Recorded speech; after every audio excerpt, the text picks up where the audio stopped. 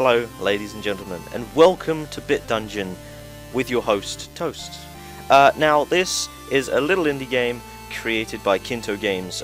It shows at the bottom who the actual developers are, and the programmers and the creators, and such, and I will let you read them, but I'm going to jump right into this and just show you all the mechanics I can in the game. Now, you start off in this little room, and you're inclined to go towards this chest, which is your first weapon, which is a sword.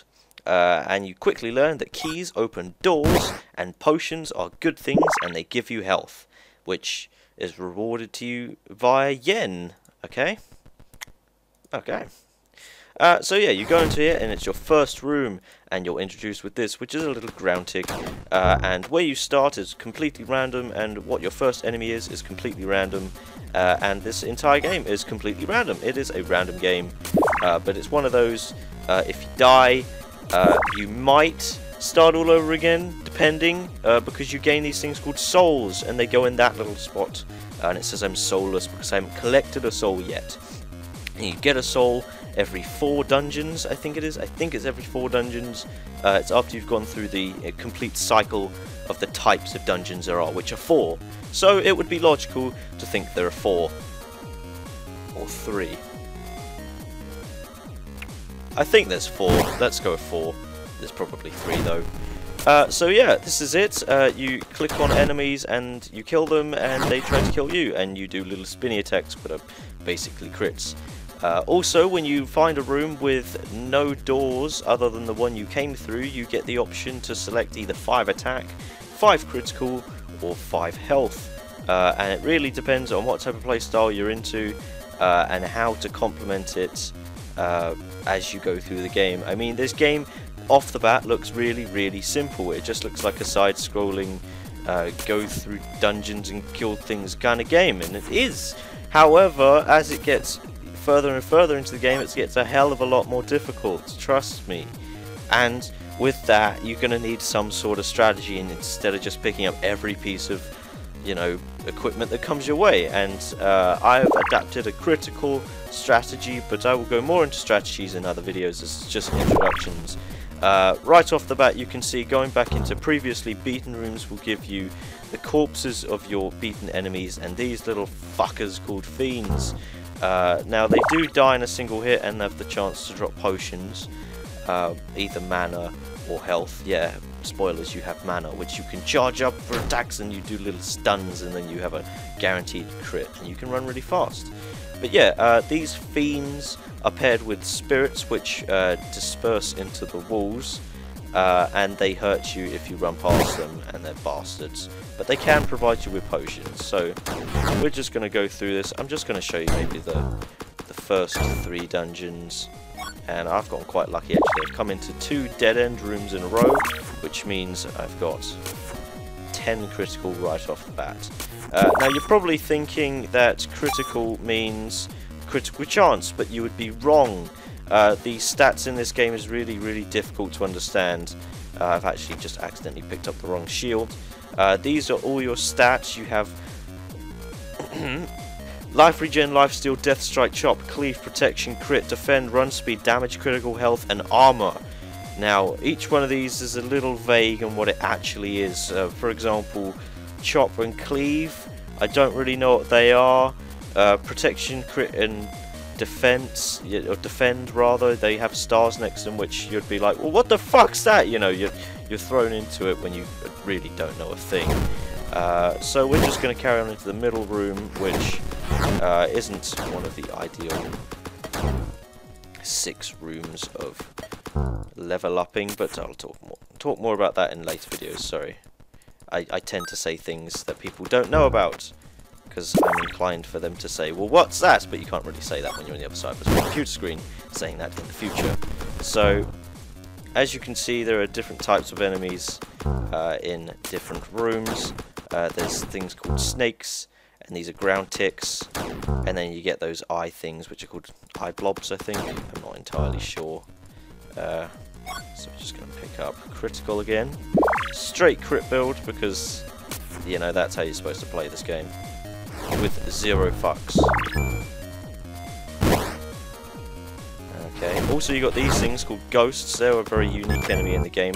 Once dead, they drop like 2 baby enemies, but they're quite useless and die in a single hit, just like the fiends. Also, just before I finish this like dungeon at the moment, you get these chests that drop on enemies quite randomly. You can get really good chests and you get really bad chests, and you cannot pick them up, and you have no idea what rarity they are until every enemy is destroyed, which is quite helpful. Also, this will be a good way to demonstrate the magic feature in this game, which uses the mana. If you hold down your shield, you do a stun, and at this point you run really fast, which only lasts until you attack something, so until you do that. And your sword glows, which means you get a guaranteed crit for the next time you hit something, which is always good. So I've gotten really unlucky, and all I've gotten at the moment are boots. I've got 4 pairs of boots. Every piece of armor I've got at the moment has been boots, and I've got the best type of boots I could possibly get at the moment. So moving on. So good strategies involve blocking, you know, ranged attacks, going for them first, and then going after pursuing enemies first. Now, as you can see, these snakes honestly don't give a shit about me. I mean, I could stand here, do dances, probably play Skrillex, and they wouldn't give a fuck. However, once I attack them... Okay, that didn't really work because I killed him, but once I attack him, he will pursue me, and he will try and kill me. But that's only if I hit him with my sword. And he's dead. So yeah, that's it. Oh, I've actually got some plate now. Also, as you pick up stuff, your character changes. See, at the beginning I had a red cape, now I have a brown cape because I've got the brown type of armor, which is basically the worst. And we're going to move into the second to last room of this particular dungeon. Stun the enemies, kill everything, kill the ghosts, and then he has babies, of which die very, very easily, and these ground ticks are killed. Also, you may have noticed I've been clicking a lot. That's because it may be a bug in the game, and it may not be, but if you just click on an enemy, your character will run into them and then attack at a very slow speed of what your weapon, because you can get types of weapons, by the way, guys. You can get like swords and axes and daggers. But yeah, you can attack at the speed of your weapon if you wish, maybe to give your index finger a bit of a rest, because you've been out clubbing all day, fingering a lot of birds. But, you know, when you're a nerd, you don't need to worry about that, so just click as fast as you can and kill everything. In the beginning, it's fairly easy, you know, even against those mini bosses, which are quite fun. They can drop some really good stuff, by the way. Sort of tentacles and cuts. So I've just killed 2 bosses. I've got a worse shield, so I'm gonna pick the old one back up, get some more criticals, because that's how you want to live. Get some health, and there's nothing there. Okay. Let's just kill these fiends and go into the next room and show you the first... Oh shit! And show you the first... the first boss. Now this is the first boss. The first boss will really differ depending on, you know, how your game turns out. But I'm just going to kill him real quick because it's starting to get late in the video, and he's dead. And as you can see, bosses drop good stuff. Sometimes it's purple, sometimes it's blue, but sometimes it's quite shite. So I picked up another plate, and all it is the same one I had, but with +4 magic protection. And magic protection is basically a type of I don't know.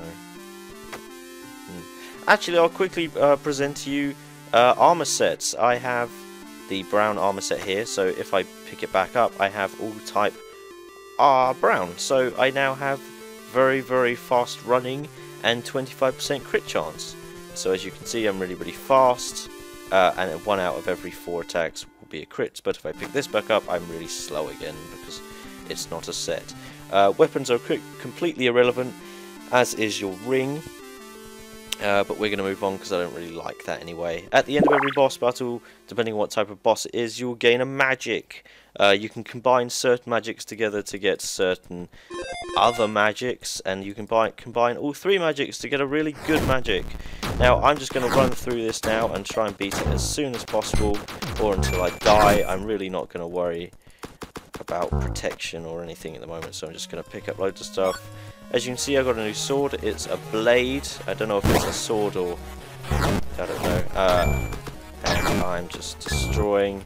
Yeah, that can also be a bit of an issue. The game can become very easy at certain periods of time because you've gotten really lucky, for example. But trust me, it gets worse, especially when you go to the soul area, or like the graveyard, the afterlife, I think it's called actually. Yeah, you have no idea what I'm talking about, but trust me, it's a bitch. So we got our first ring. It just gives us 3 critical. Also, boxes can contain stuff like potions, as you can see, and other equipment if you're lucky. There's just a load of thieves. These ones are obviously invisible. You know, you've got to look at what type of enemies you've got, and you've got to, you know, fight accordingly. I've unfortunately spawned right next to a boss who's dead. That's what I meant about being easy, and I killed that mage totally on purpose. So now I've got some blue shoes, and we're going to go straight into the boss area. Yeah, it really depends on how fast or slow you want to take the gameplay. I mean, if you want to be really cautious about, you know, how you play it, or you want to be really fast like I am, then, you know, it's really up to you. And I've just got myself a brand new purple hammer. Yeah, look at that. Look at that. You can also get very, very good stuff, such as red, green, black, or light blue rarity, but I will be showcasing them in future videos. But yeah, this is bitDungeon, ladies and gentlemen. It is a very fantastic game and gets a lot harder as you go through it, and a lot more exciting because you can then start to learn all the game mechanics for yourself, such as, you know, armor sets and such. And yeah, I'm just gonna combine lightning and fire to create an explosion magic. So yeah, thank you very much guys for watching. I hope you enjoyed. Please subscribe for more bitDungeon and other videos in the future, and I'll see you all later. Come at me, bitches! Ah, it's only 2 people. Wow, what an anticlimactic way to end the video. Yeah. Boom!